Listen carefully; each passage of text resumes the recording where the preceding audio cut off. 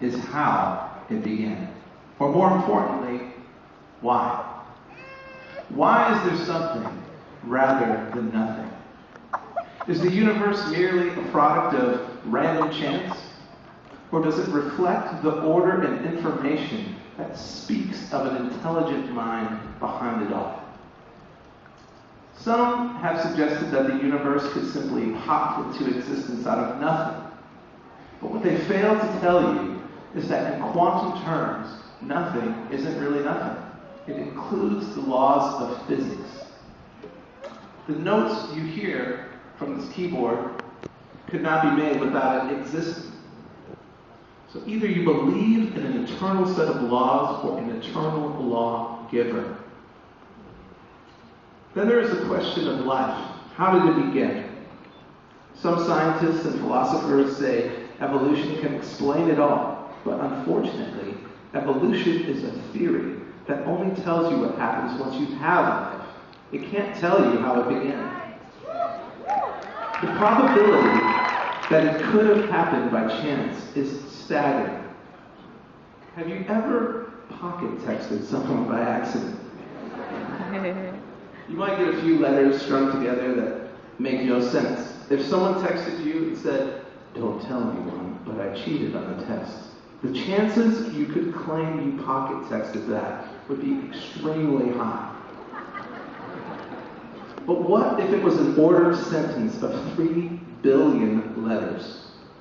That's the intelligent information in our DNA. The most accurate statement about us as humans is that we are fearfully and wonderfully made.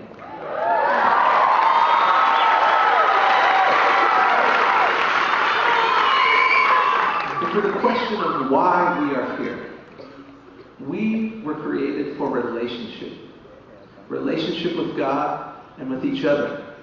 And something happened to this wonderful creation. A destructive virus was introduced into the system called evil, the opposite of good. Evil is a choice. It's a wrong choice. And the evidence of morality, again, points to the God that made us. Because without God, there would be no basis for morality. As the Russian writer Dostoevsky said, if there is no God, then all things are permissible. But why would a loving God allow evil? It was simply the risk he took to give men a real freedom to choose. And evil would not have the last word. God entered his own creation as a man, Jesus Christ. He lived the life that we should have lived by choosing to do good and not evil. He died the death that we should have died in our place. And he took the punishment for our evil upon himself on the cross. 3 days later, he rose from the dead, proving he was the Son of God, and ultimately broke the power of evil over us.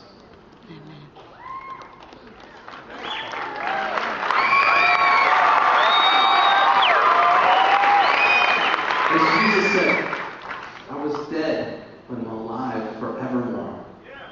I have the keys of death and hell. It's when Christ comes to live inside of us that we give the ultimate proof that God indeed exists. Because the God that created the galaxies lives on the inside of every heart that believes the gospel. He is ready to roar like a lion. God